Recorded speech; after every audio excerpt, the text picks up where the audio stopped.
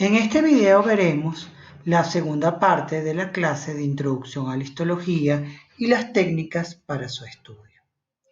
Debemos recordar que en clases anteriores hablamos que el nivel de estudio de la histología es la microanatomía de las células que forman a los tejidos de los diferentes órganos que conforman los sistemas y aparatos del cuerpo humano. A través de la teoría celular, hemos entendido que todo el cuerpo humano está formado por pequeñas unidades estructurales y funcionales que son las células que se diferencian y se unen para formar tejidos. Esos tejidos se unen para formar órganos y esos diferentes órganos van a formar los sistemas del cuerpo humano. Entonces, como bien dijimos al principio, la histología se basa en el estudio de la microanatomía o de la anatomía microscópica y de la ultraestructura de esas células, de esos tejidos y de esos órganos a través de instrumentos como el microscopio. ¿Qué son las técnicas histológicas? Debemos recordar que en clases anteriores hablamos de que eran todas las técnicas empleadas para preparar cortes histológicos que van a ser analizados y estudiados por diferentes tipos de microscopio. También hablamos de que había un procedimiento convencional para preparar tejidos que iban a ser teñidos con hematoxilina y eosina y otras coloraciones. Para tejidos blandos, los pasos eran la obtención de la muestra, su fijación, su deshidratación, su aclaramiento, su inclusión, su corte y coloración o tinción. Y para tejidos duros había una diferencia en donde luego que la muestra de tejido duro se fijaba podía ser desgastada y luego impregnada con algún colorante para darle contraste o descalcificada y ser teñida con hematoxilina y eosina. También en clases anteriores vimos que habían dos tipos de microscopio, el óptico y los electrónicos. La diferencia radica en que el óptico utiliza alguna fuente de luz para iluminar la muestra y para que pueda ser observada a través del microscopio, mientras que veremos en esta clase que el microscopio electrónico no utiliza luz, sino utiliza electrones y lentes electromagnéticos. En el caso del microscopio óptico hay una gran cantidad de microscopios dependiendo del tipo de luz que utilicen, pero el que utilizamos en el laboratorio y de rutina en otras ciencias de la salud es el microscopio óptico de luz o de campo claro. Ahora veremos cuál es el objetivo de esta clase.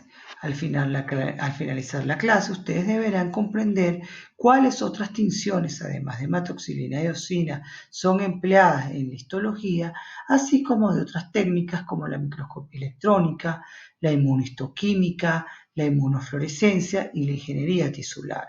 Veremos técnicas de histoquímica como el tricómico de Mason, el PAS, la coloración de Weiger, sale de Platt y Sudán, y veremos los fundamentos y utilidad de la inmunistoquímica, de la inmunofluorescencia y de la ingeniería tisular, y terminaremos hablando de la microscopía electrónica.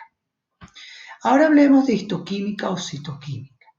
La técnica de histoquímica y citoquímica consiste en utilizar otros colorantes distintos al colorante de hematoxilina y eosina, que es el que más se emplea en histología. ¿Pero en qué se basa? Se basa básicamente en la producción de una reacción química o una interacción iónica que permiten que ciertas estructuras del tejido que estamos estudiando se coloreen de un color específico y podamos identificarla. Así como con la hematoxilina y eosina, el núcleo se tiñe de morado, el citoplasma de rosado, a través de otras coloraciones que vamos a ver en esta clase, podemos observar diferentes componentes de esos tejidos y diferenciarlos del resto del tejido que estemos estudiando. La primera coloración es el tricómico de Mason o de Mallory. Se llama tricómico porque está formado por una combinación de 3 colorantes y que es empleado principalmente para la tinción de un tipo de fibras que forman parte del tejido conectivo, que es un tejido que vamos a ver más adelante, que se llama fibras colágenas. vamos a ver que con hematoxilina y eosina todas las fibras que forman parte de los tejidos se tiñen de color rosado, pero si queremos identificar fibras específicas, pues utilizamos, en el caso de las fibras colágenas, el tricómico de Mason o de Mallory, que las tiñe de color azul, el tricómico de Mason, y de verde o azul verdoso, el tricómico de Mallory. Fíjense este corte en donde vemos una coloración teñida con hematoxilina y eosina, las fibras colágenas de color rosado, el epitelio de color rosado o morado, y fíjense cómo vemos aquí con tricómico de Mason cómo las fibras de colágeno se tiñen intensamente de color azul, el epitelio de color básicamente gris y la queratina del folículo piloso de color amarillo. Aquí vemos otro ejemplo del tricómico de Mason, donde vemos en azul intenso las fibras colágenas y en color rojo intenso también las fibras musculares, que también sirven para identificarla. El siguiente grupo de coloraciones es el Weyher, orceína o fusina resorcina. Esta coloración o esta tinción se utiliza básicamente para ver fibras elásticas que no podemos ver con la coloración de hematoxilina y eosina. Y como vemos en esta lámina, las tiñe de color violeta o morado intenso. Aquí vemos un corte de cartílago elástico teñido de color morado por la gran cantidad de fibras colágenas que hay en su interior. El siguiente grupo de coloración son las sales de plata, donde la más común es la de Río Ortega, en donde vemos cómo ellas tiñen de color plateado a básicamente todas las fibras reticulares, que son fibras muy pequeñas que no podemos observar ni con la coloración de hematoxilina y eosina, y las podemos identificar a través de estas sales de plata. Fíjense, aquí vemos cómo se tiñen de color plateado o gris la gran cantidad de fibras reticulares que pueden formar algunos tejidos. El siguiente grupo de coloraciones nos van a ayudar a identificar mucinas o moco, es decir, sustancias mucinosas. Fíjense que aquí vemos con hematoxilina y eosina cómo vemos unos acinos glandulares. Y vemos cómo dentro de esos acinos glandulares hay células blancas o vacías. Estas células blancas o vacías se ven de esa forma debido a que tienen contenido mucoso o mucina propia de las glándulas salivales que no se tiñen con hematoxilina y eosina. Entonces, para identificarla utilizamos la coloración de Paz, que las tiñe de color morado o rosado intenso. La coloración de musicarmín tiñe a estas células mucosecretoras y al moco producido de color también morado. Y la azul alcián las tiñe de color azul, como las vemos en esta diapositiva. Para el tratamiento de los adipocitos, que son las células del tejido conectivo que acumulan lípidos, básicamente estos lípidos se pierden cuando la muestra se deshidrata. El alcohol deshidrata o destruye a los lípidos y las observamos blanquecinas como células vacías. Si necesitamos identificar esos adipocitos, debemos utilizar una técnica de congelación y una coloración que se llama Sudán 3, que las tiñe de color anaranjado o rojo intenso, como vemos en esta lámina. Entonces aquí tenemos un resumen de estas tinciones de histoquímica que son las más utilizadas actualmente en histología. Los tricómicos de Mason o Mallory, que sirven para identificar fibras colágenas, músculo y una sustancia que se llama amiloide, el ácido periódico de Schiff, el azul alcián y el musicarmín, que sirven para identificar sustancias mucopolisacáridas o mucina, la fusina resorcina, orceína y Weyher, que sirven para identificar fibras elásticas, el Sudán para los lípidos y las sales de plata para las fibras reticulares. En esta segunda parte de la clase vamos a hablar de lo que son los fundamentos de la inmunohistoquímica e inmunofluorescencia. Ellos básicamente se basan en una reacción de antígeno-anticuerpo. El antígeno es esta partícula proteica que tiene esta célula que queremos identificar. Entonces aquí vemos, tenemos un antígeno y una célula que queremos identificar. A la muestra se le agrega un anticuerpo que se va a unir específicamente a ese antígeno y esa célula y va a producir color o fluorescencia. Y así vamos a lograr identificar grupos específicos de células de todo un tejido o de todo un órgano. Fíjense que hay dos tipos de técnica. La técnica directa, que se llama directa porque fíjense que aquí tenemos a la célula que queremos identificar y en un triángulo de color verde, identificado con la letra A, tenemos al antígeno o a la partícula proteica que forma parte de esa célula que nos va a ayudar a identificarla. A eso le agregamos un anticuerpo, que es este que vemos en forma de Y, de color morado contra ese antígeno. Y al unirse hay dos opciones, o produce coloración a través de una enzima o produce fluorescencia. La técnica indirecta utiliza dos anticuerpos. Vemos igual a la célula, al triángulo identificado con la letra A, que es la partícula proteica que queremos determinar, a un anticuerpo, que es el anticuerpo primario contra esa proteína, y agregamos un anticuerpo secundario contra el anticuerpo primario que tiene dentro o contenido en su interior o en su superficie la partícula fluorescente o la enzima para producir coloración. Actualmente se está utilizando con mucho más frecuencia la técnica indirecta porque produce colores mucho más visibles al microscopio óptico o al microscopio de fluorescencia y por lo tanto reduce los casos de falso negativo. Fíjense que aquí vemos una lámina con inmunofluorescencia y todas las vamos a ver de color marrón. Básicamente, todas las coloraciones de inmunistoquímica se van a ver del mismo color, una diferencia significativa con respecto a las técnicas anteriores de inmunistoquímica.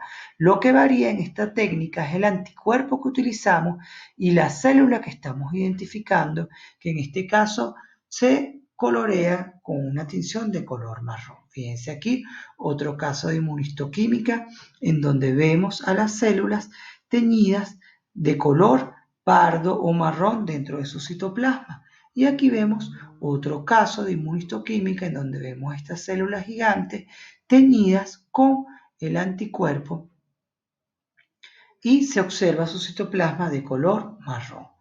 La inmunofluorescencia, como vimos, tiene el mismo principio que la inmunistoquímica. La diferencia radica en que para poder ver muestras a través de la técnica de inmunofluorescencia necesitamos un microscopio especial de luz ultravioleta, porque la luz ultravioleta va a excitar a la partícula fluorescente que está unida al anticuerpo y va a hacer que emita ese color fluorescente típico de este tipo de técnica. Fíjense que el principio es el mismo. Utilizamos una técnica directa e indirecta con anticuerpos que tienen en su superficie una partícula fluorescente, que es esta que vemos aquí, que se excita con luz ultravioleta del microscopio de luz ultravioleta o de fluorescencia, y también hay una técnica directa cuando se utiliza un solo anticuerpo y una técnica indirecta cuando se utiliza un anticuerpo primario, que en este caso está en azul, y un anticuerpo secundario de color rojo que contiene la partícula de fluorescina que va a fluorecer y que se va a unir a una proteína de membrana o que está dentro del citoplasma específica de la célula que queremos identificar o del anticuerpo que queremos identificar. Fíjense que estos son ejemplos de inmunofluorescencia que es utilizada mucho en odontología para el diagnóstico de enfermedades autoinmunes como el pénfigo vulgar o el penfigoide, que son enfermedades que pueden afectar a la cavidad bucal. Y aquí vemos otro ejemplo de cómo se emite fluorescencia a través de esta técnica. Entonces, fíjense que, resumiendo, el fundamento de ambas técnicas es el mismo. Se basa en un antígeno, que es una proteína de la célula que queremos identificar, agregamos un anticuerpo específico para ese antígeno que contiene fluorescina, si es inmunofluorescencia, y que se excita con un microscopio especial con luz ultravioleta, que es el microscopio de inmunofluorescencia. En el caso de la inmunohistoquímica, simplemente ese anticuerpo está unido a una enzima peroxidasa que cuando se une al antígeno produce una coloración de color marrón y en algunos casos pueden colocarle ferritina en caso de microscopía electrónica y vamos a ver que la coloración va a ser gris o negra. Entonces, fíjense que esas son las dos diferencias entre la técnica. La inmunohistoquímica utiliza el microscopio óptico convencional, mientras que la inmunofluorescencia utiliza el microscopio de fluorescencia. Además, aquí en la técnica de inmunohistoquímica se utiliza la técnica convencional que ya vimos para teñir con hematoxilina y eosina, mientras que en la inmunofluorescencia la muestra desde pequeño tamaño debe ser fijada o incluida en solución fisiológica y llevada al laboratorio para su procesamiento en mínimo 24 horas. Actualmente el mundo se ha revolucionado con las células madres y la ingeniería tisular. Entonces podemos observar cómo ha habido grandes estudios en base a la existencia de células madres en nuestro cuerpo, en el caso de la ontología en los terceros molares, y cómo la manipulación de esas células madres nos podrían ayudar a curar y a regenerar ciertos tejidos del cuerpo y a tratar ciertas enfermedades degenerativas. Entonces, actualmente se está estudiando muy bien cómo a través de la manipulación de estas células madre podemos tratar enfermedades que son degenerativas del músculo, del sistema nervioso, del tejido óseo, de poder formar tejido cardíaco, del cerebro, piel, articulaciones y ligamentos, y también en la cavidad bucal. Doctores como el doctor Goncalves y el doctor Francisco Gómez están haciendo estudios junto con el IBIS, profesores de la Universidad Central de Venezuela, de la utilización de células madre en la terapéutica periodontal y la doctora María Antonieta Méndez en la utilización de células madre en el tratamiento de la enfermedad periodontal, estudios innovadores y que lo que buscan es tratar de buscar tratamientos más conservadores para este tipo de enfermedades. Para terminar la clase, hablaremos de la microscopía electrónica y básicamente lo que les decía que la principal diferencia con la microscopía óptica es que ella en vez de utilizar luz utiliza electrones y lentes electromagnéticas que van a registrar o que nos van a permitir ver imágenes muy fidedignas con un alto aumento y poder de resolución mucho mayor que el microscopio óptico. Fíjense que es el poder de resolución. La de los humanos, 0,25 milímetros. La del microscopio óptico es de 0,25 UM. Y la del microscopio electrónico es básicamente 5 unidades en astro, es decir, que el poder de resolución es inmenso en la microscopía electrónica. ¿Y qué nos permite eso? Ver estructuras que con el simple ojo o con el microscopio óptico no podemos observar. Fíjense que como con el microscopio óptico podemos ver células, bacterias, algunos organelos, pero con el microscopio electrónico podemos ver organelos muy pequeños, virus, ADN, átomos, y moléculas muy pequeñas. Fíjense que el sistema es básicamente el mismo. Utiliza electrones, por eso tiene un cátodo y un ánodo que activa los electrones que entran en movimiento. Esos electrones son condensados a través de una lente electromagnética, una lente condensadora para formar un haz o un rayo de electrones que van a pasar a través de una lente y van a llegar a la muestra y a través de un software de computadora podemos observar imágenes muy fidedignas de la estructura que estemos observando. Fíjense que hay dos tipos de microscopios electrónicos, de transmisión y de barrido. El microscopio electrónico de transmisión permite que los electrones atraviesen la muestra estudiada, que es esta que observamos aquí, en color amarillo. Los electrones están en color azul. Al atravesarla, ellos se dispersan y esos electrones dispersados llegan a otro lente que está conectado a un software de computadora que nos va a permitir elaborar una imagen muy fidedigna de la estructura que estemos viendo. Entonces fíjense que hay unas diferencias entre la técnica convencional de hematoxilina y eosina y la técnica de microscopía electrónica. Lo primero es que como método de fijación en la microscopía electrónica utilizamos el glutaraldehído en vez del formol 10%. Como método de tinción no utilizamos tinciones de inmunistoquímica, ni de histoquímica, ni de hematoxilina y eosina, sino que colocamos tetróxido de osmio y pueden colocarse metales pesados. Por eso toda microscopía electrónica se observa de color negro y gris. Básicamente no se incluye con parafina, sino con resinas epóxicas y materiales plásticos que le dan una mayor dureza a la muestra. ¿Por qué?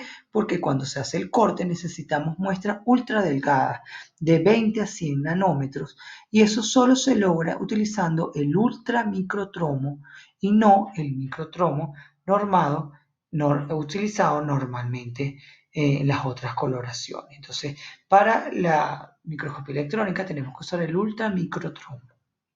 Ese aparato tiene una cuchilla de diamante que permite cortes muy finos, que fue ideada y creada por un investigador brillante venezolano, el doctor Morán, creador del Instituto Venezolano de Investigaciones Científicas, primer venezolano en llegar a la NASA y un orgullo para el país.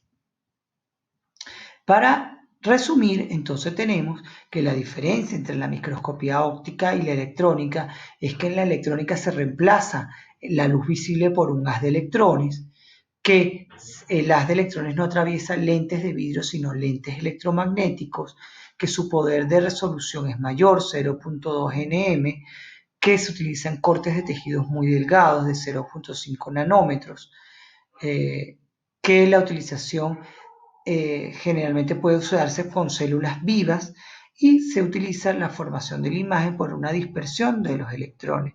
Y recuerden que el poder de resolución de un microscopio electrónico es de 0.2 nanómetros, mientras que el microscopio electrónico es de cerca de 5 unidades Astro, mucho mayor. Entonces fíjense cómo vemos en esta foto del microscopio electrónico de transmisión una mitocondria, que es un organelo muy pequeño que encontramos dentro de la célula y cuya estructura o ultraestructura la pudimos discernir a través del empleo de la microscopía electrónica de transmisión para poder observar cómo es su estructura interna de este pequeño organelo que encontramos dentro de la célula. En microscopía electrónica todo pasa a llamarse ultraestructura. El microscopio electrónico de barrido tiene el mismo principio que el de transmisión. La diferencia radica en que la muestra es recubierta por un metal pesado, sea oro o sea algún otro metal pesado, que evita que los electrones la atraviesen. Y lo que se hace es un barrido de toda la superficie y obtenemos una imagen tridimensional de la superficie que queremos ver. Fíjense, estos son los electrones en azul, esta es la muestra y fíjense cómo no la atraviesa, sino que esta muestra recubierta por un metal pesado o por el oro es barrida por los electrones y luego esos electrones que se dispersan son, digamos que, captados por otra lente electromagnética y son llevados a un software de computadora en donde básicamente vamos a ver la estructura superficial tridimensional. Fíjense este órgano dental, aquí vemos un tejido que se llama dentina y fíjense cómo lo vemos muy someramente con el microscopio óptico y fíjense cómo con el microscopio electrónico de barrido podemos observar cómo este tejido está formado por una gran cantidad de túbulos denominados túbulos dentinarios. Miren este espermatozoide o este grupo de espermatozoides que están fecundando a un óvulo visto el microscopio electrónico de barrido. Miren esto es un glóbulo rojo eritrocito de la sangre, un leucocito glóbulo blanco y una plaqueta vista al microscopio electrónico de barrido, y miren estas bacterias y virus vistos también a ese microscopio electrónico. Entonces fíjense cómo a través de la microscopía electrónica podemos observar la ultraestructura que no podemos visualizar con el microscopio óptico y mucho menos con el ojo humano, y poder entender muchas cosas de la histología y de la fisiología del cuerpo humano. Como conclusión, debemos decir que existen diferentes técnicas histológicas que varían de acuerdo al tipo de microscopio que vamos a utilizar y el tipo de muestra que vamos a emplear. De acuerdo a eso, el tipo de tejido va a ser preparado y las estructuras van a ser observadas con determinada resolución y determinado aumento. Actualmente está abierto un amplio campo de investigación en el área de la ingeniería tisular, no solamente en el área médica, sino odontológica, para el tratamiento de diferentes enfermedades. La bibliografía es el Garner, texto Atlas de Histología, y bueno, nos despedimos con esta frase que básicamente abrió el año 2018 del Don Quijote de la Mancha, pero que está más vigente que nunca en estos momentos tan difíciles que vive el mundo entero, donde dice: cambiar el mundo, amigo Sancho, no es una locura ni una utopía, sino justicia. Gracias por su atención.